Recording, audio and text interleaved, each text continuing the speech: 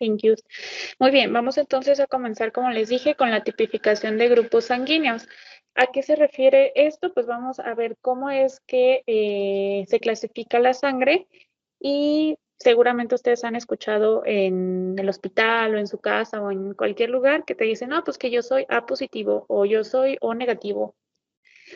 Vamos a entender cuáles son estas clasificaciones, por qué es que se clasifican así y de qué depende que sea A, B, AB o positivo y negativo. Entonces, vamos a ver que en sí el grupo sanguíneo es una clasificación de la sangre que se va a dar de acuerdo a ciertas características que están presentes en la superficie del eritrocito.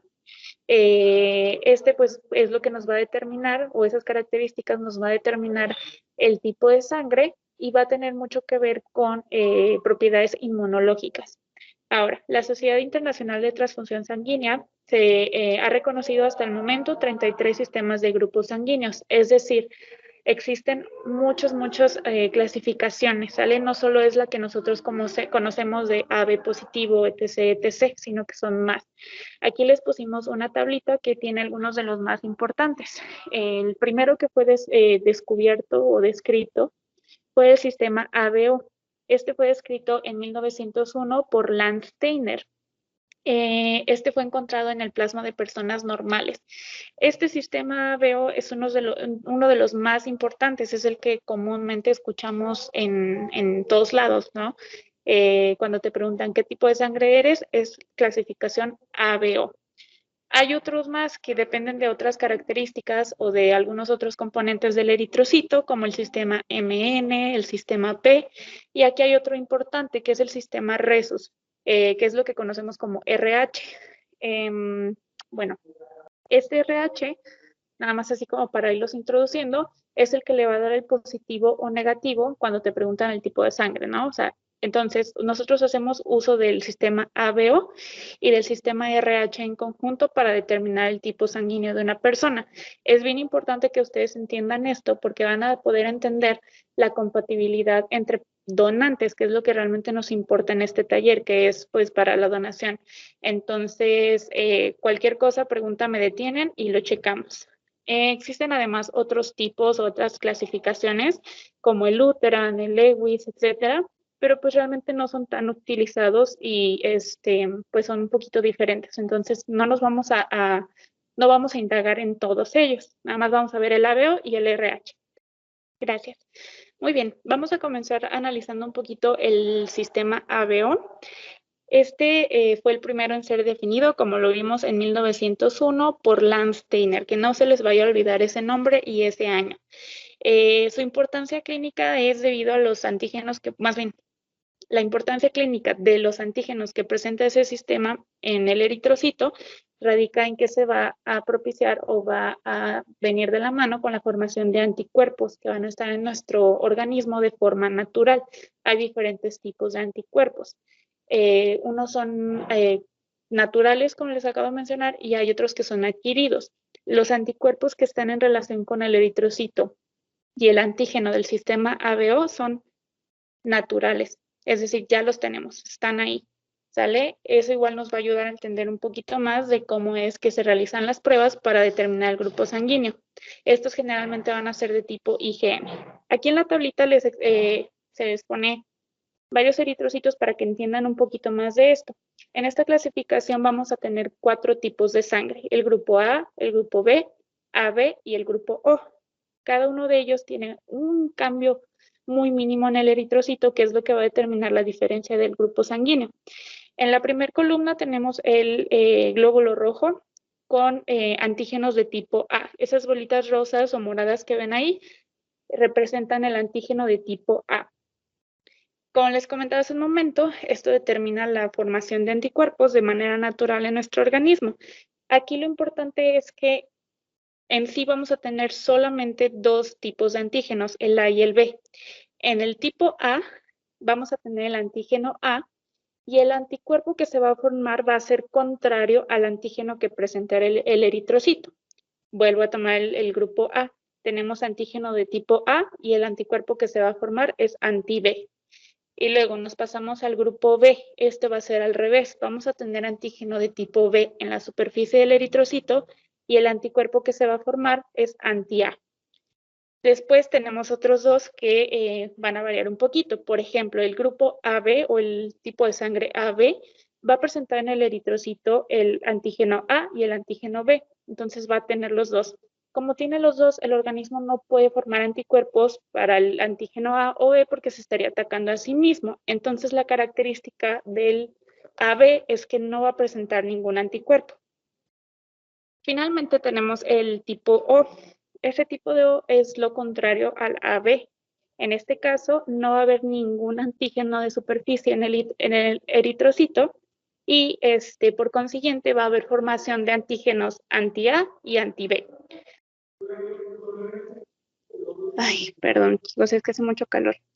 Va, entonces nos pasamos al sistema RH. Este funciona un poquito, pues es casi lo mismo, solo que son algunas características diferentes. Este es el segundo grupo de importancia, es el Rhesus, como les había comentado hace un momento, y se descubrió a partir de que Landsteiner y Kinner descubrieron otro antígeno como resultado de la inmunización de cobayos y conejos con sangre de monos, específicamente de la especie Macacus rhesus, de ahí viene su nombre. Esto se descubrió en 1940.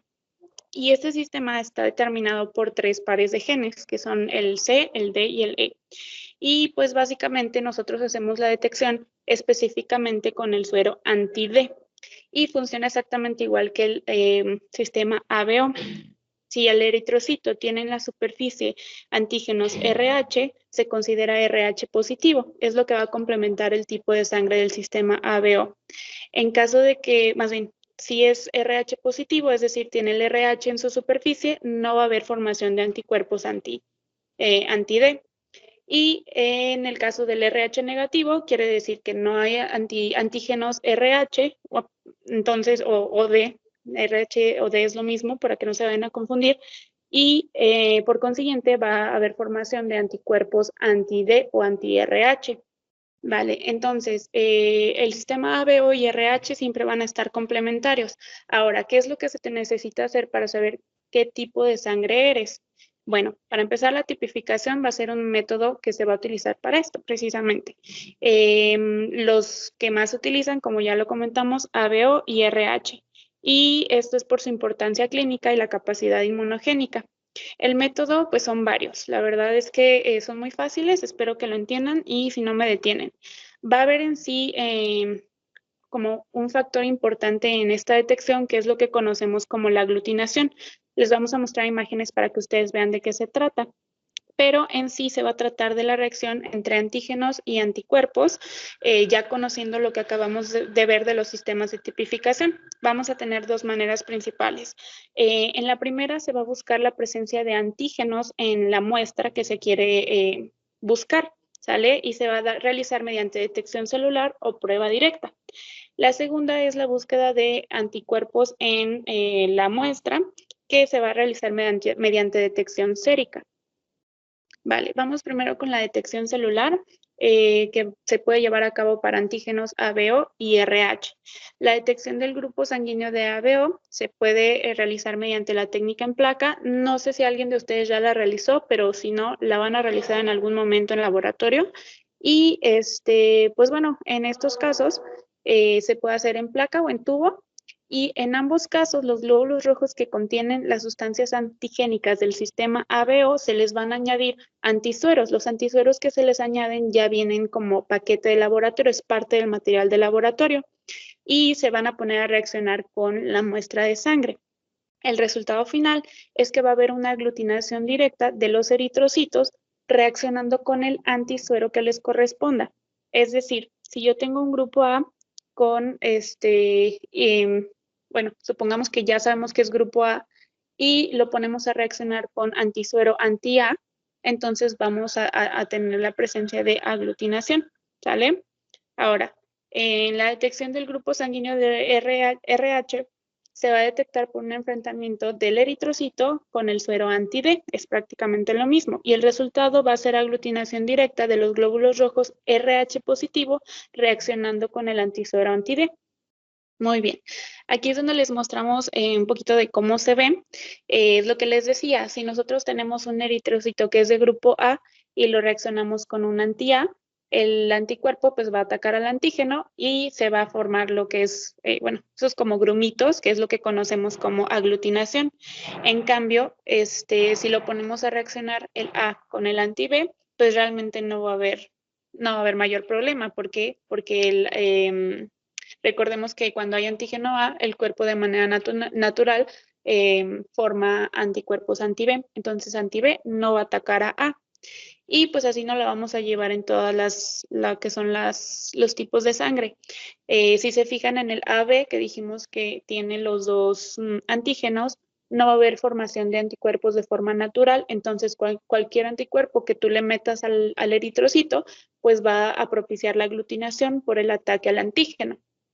Lo contrario pasa en el tipo O. En el tipo O no tenemos ningún antígeno en la superficie y nuestro cuerpo de manera natural forma anti-B y anti-A. Entonces, si tú le agregas más anti-A y anti-B, pues realmente no va a haber ninguna reacción.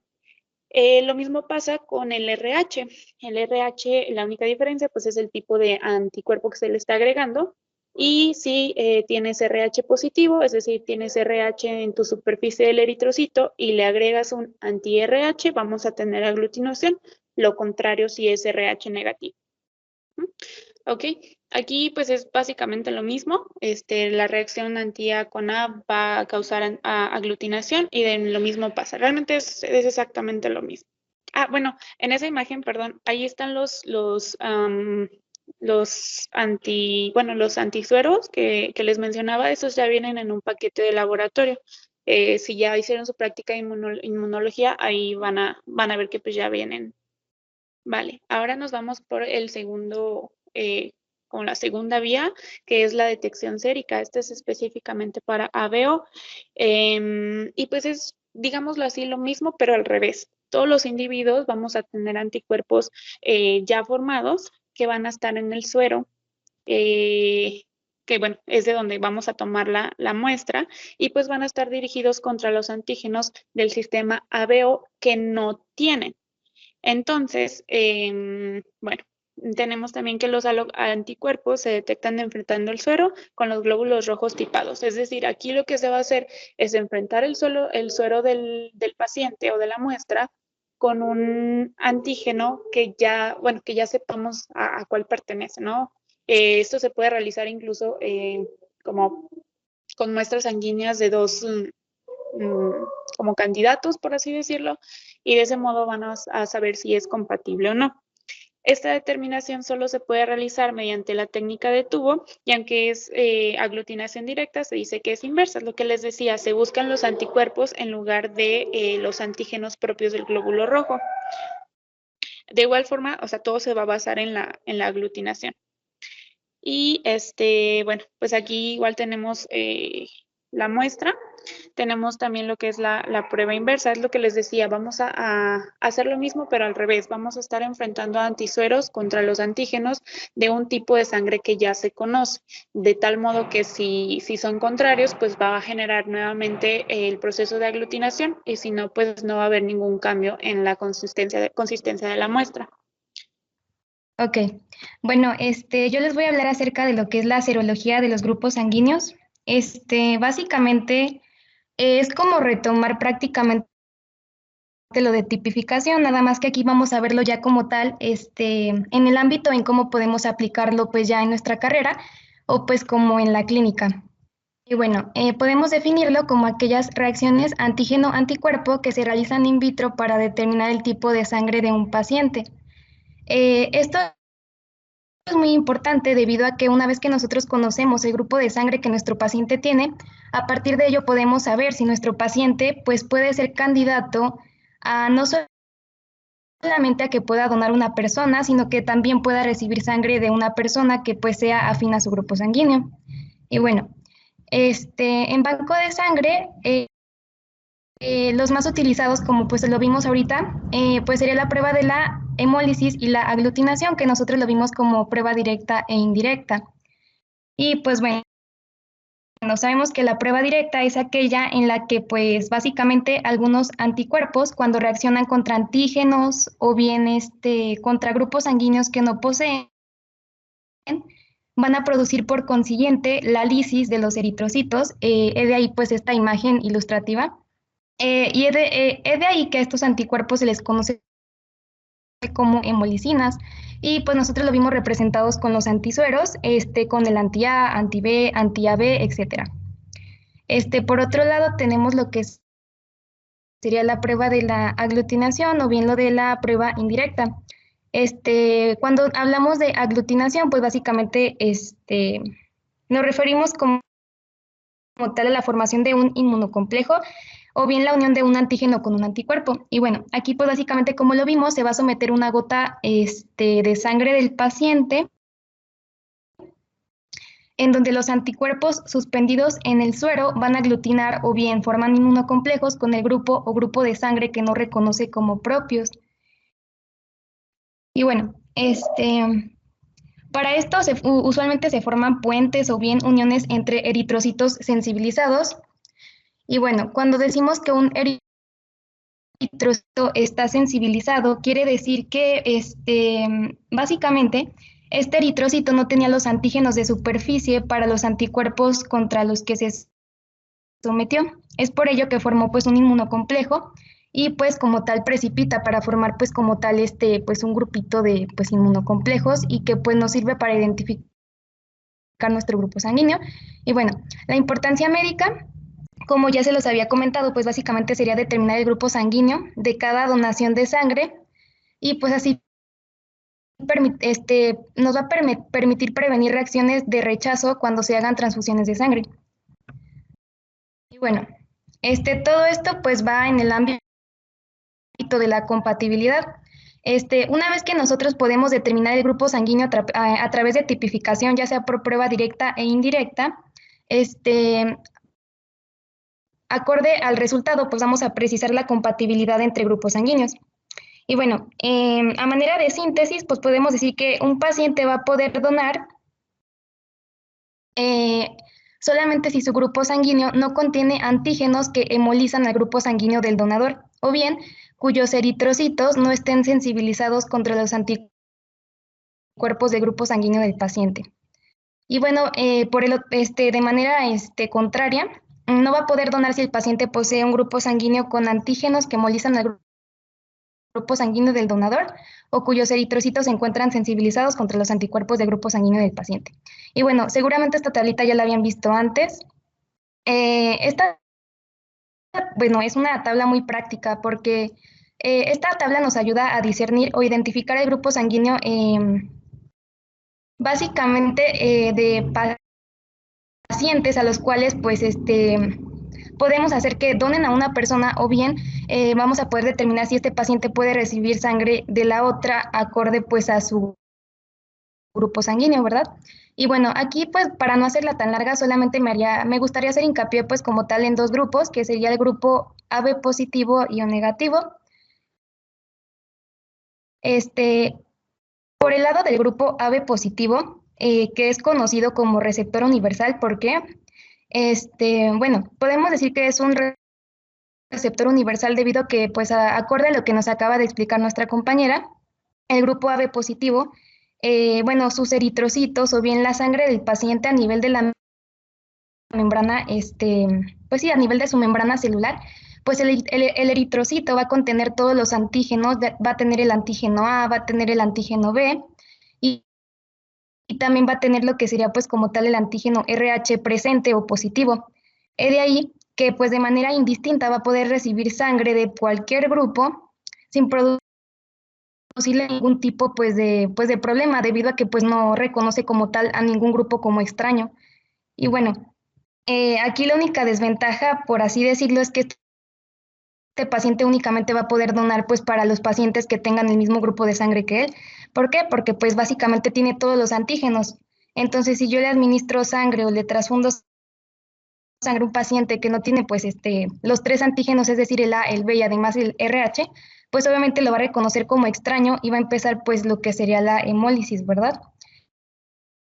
Y bueno, Por otra parte, tenemos a lo que sería el donador universal o grupo O negativo, que por otro lado, o pues en el lado contrario al receptor universal, este donador, a nivel de lo que sería pues la membrana celular del eritrocito, eh, no va a tener ningún antígeno, no tiene antígeno A, no tiene antígeno B, y por ende, esto es una ventaja en el sentido de que yo voy a poder administrarle sangre a cualquier persona de manera indistinta, no importa el grupo de sangre que él tenga. ¿Por qué? Porque si yo le administro, digamos, sangre a una persona que es AB positivo, el grupo no tiene antígenos y por ende, pues no lo reconoce como extraño. Es RH negativo y pues tampoco, ¿verdad? Por el lado de lo que sería el sistema RH.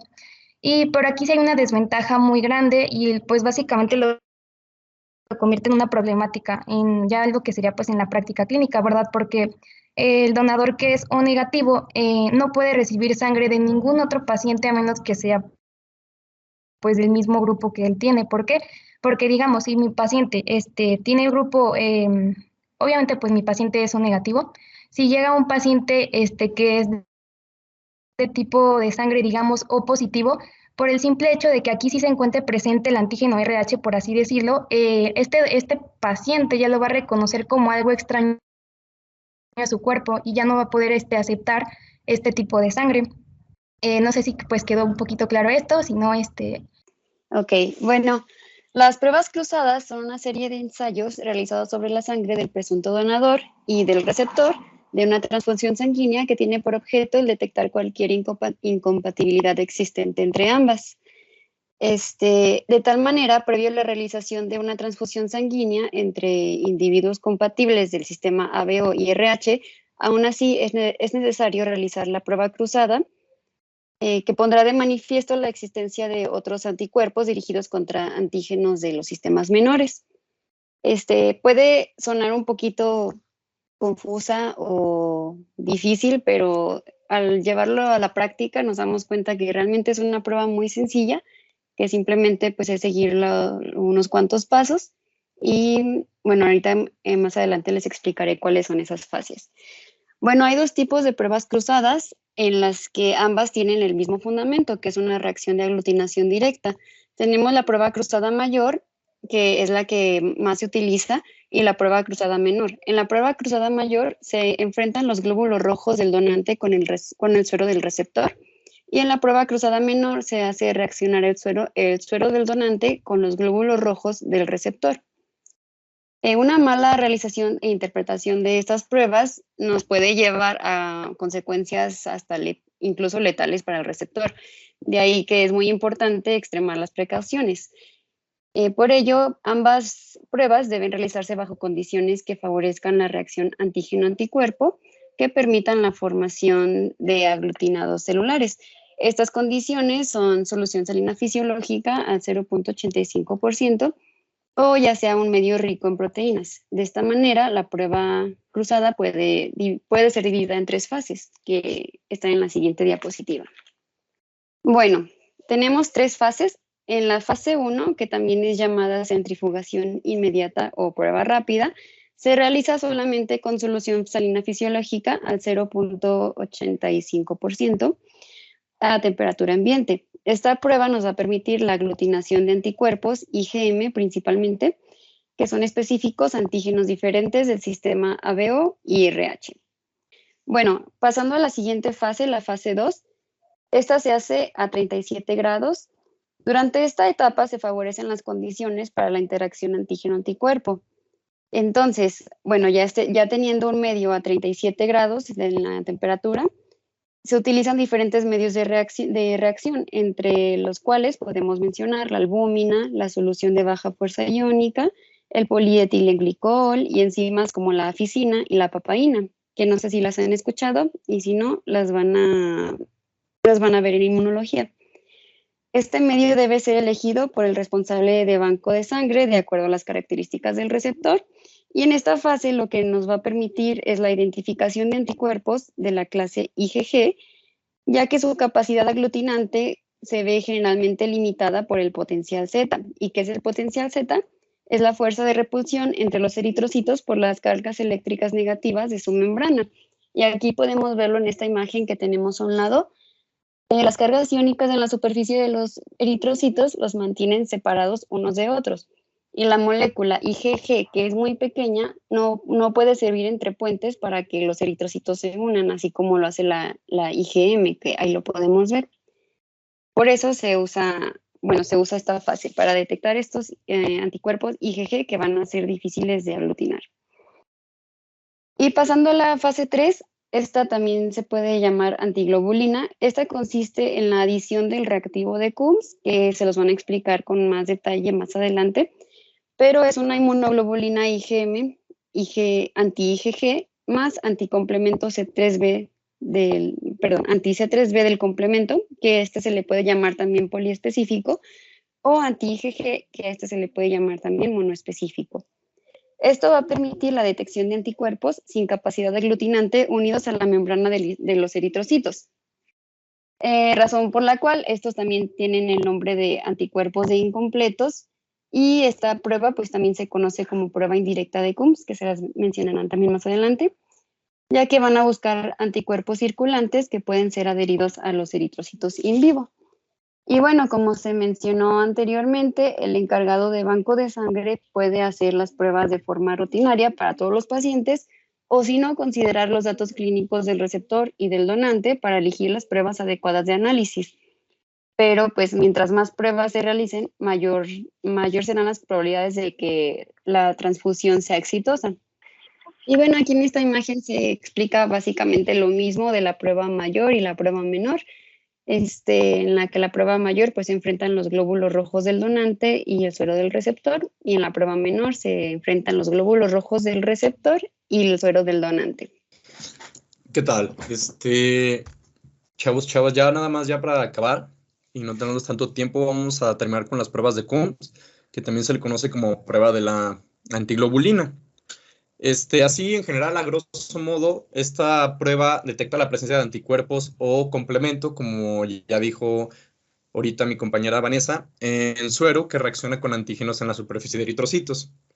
Ahorita, esto es nada más como pues, muy general. También algo aquí de historia que fue descrita en 1945 por estos 3 científicos. Y existen 2 tipos, la directa y la indirecta. La directa, como dice ahí, detecta los anticuerpos que ya están unidos a la superficie de los glóbulos rojos, de los eritrocitos. ¿Cómo se hace esto?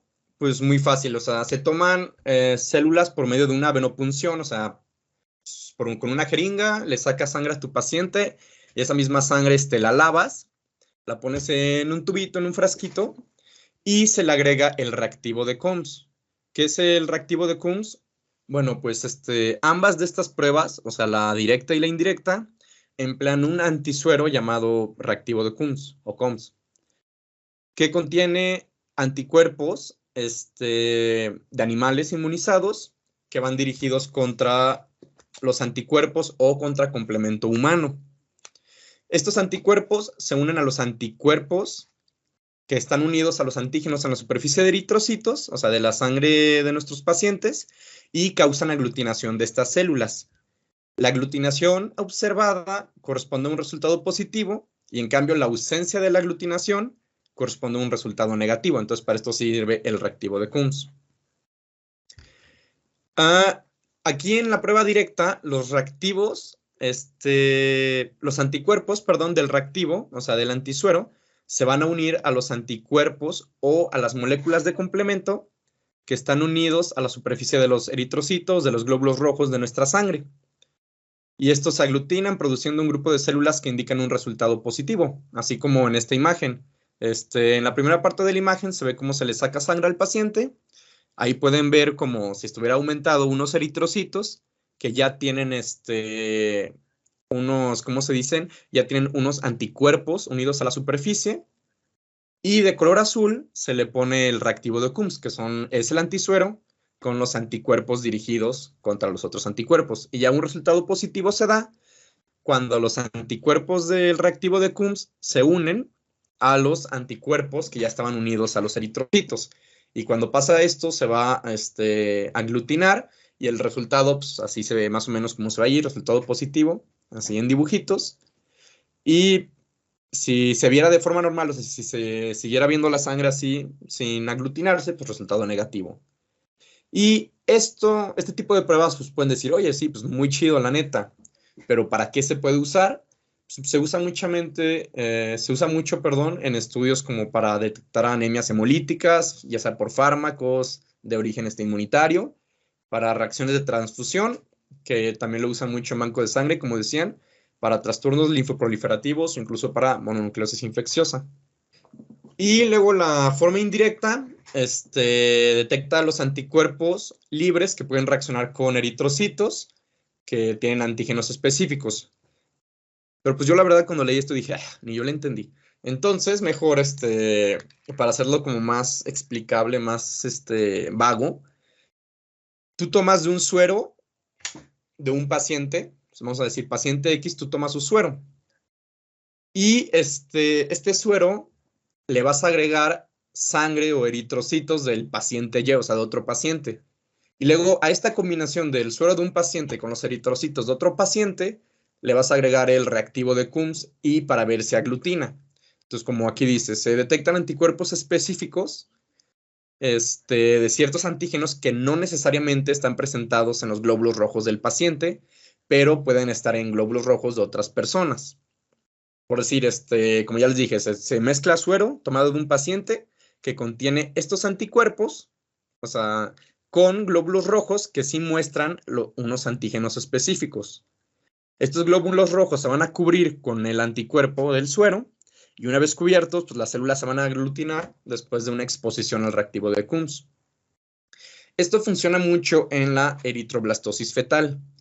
Es una enfermedad una enfermedad muy peligrosa y la forma de la enfermedad más peligrosa es cuando es en base al factor RH, porque también se puede dar con el sistema ABO. Pero ¿por qué el del RH es más peligroso? Por decir, esta afección se desarrolla cuando una mujer embarazada tiene sangre RH negativo. Como ya vimos ahorita, el RH negativo es un antígeno que los eritrocitos pueden expresar o no pueden expresar en su superficie. Cuando un eritrocito expresa este antígeno, se le va a conocer como RH positivo. Y cuando no lo presenta, RH negativo. Por eso, como decían, un O positivo, si es tipo O, pero aparte tiene el antígeno en la superficie, por eso es positivo. Si no lo tuviera, sería negativo. Total, si una mujer embarazada tiene sangre RH negativa y tiene un hijo, o sea, o está embarazada y el hijo, el bebé, el feto es RH positivo, como la madre es RH negativo, su organismo no puede tolerar la presencia de glóbulos rojos RH positivos. En tales casos, el sistema inmune de la madre trata a las células del feto RH positivas como si fueran una sustancia extraña. Entonces, en tu cuerpo algo extraño, ¿qué pasa? Pues el mismo cuerpo, el sistema inmune, crea anticuerpos contra dichas células sanguíneas. Entonces aquí, el cuerpo de la madre, como no reconoce ese antígeno en la superficie, o sea, no reconoce el RH positivo, crea anticuerpos contra la sangre del feto, contra la sangre del bebé. Entonces, estos anticuerpos, que son anti-RH positivos, pueden atravesar la placenta, o sea, la membrana placentaria hasta el feto. Entonces, estos anticuerpos van a llegar al feto, donde van a empezar a destruir los glóbulos rojos circulantes de este feto. Entonces, para esto sirve mucho este tipo de COMS indirecto. ¿Y cómo se hace? Bueno, para prevenir esto, ¿cómo se hace? Pues bueno, el suero tomado de la madre, RH negativo, no va a reaccionar con su propia sangre, porque pues, su sangre es RH negativa también, pero sí va a llegar a reaccionar contra la del feto, que es RH positivo. Entonces tomamos el suero de la madre, que contiene los anticuerpos específicos del factor RH, se mezcla con los glóbulos rojos del feto, o sea, se le agregan glóbulos rojos que sean RH positivo, y los anticuerpos del suero se van a unir a las células, o sea, los eritrocitos. Luego se van a agregar anticuerpos antihumanos, o sea, el reactivo de Coombs, y se va a observar la aglutinación de los glóbulos rojos. Y creo que ya sería todo.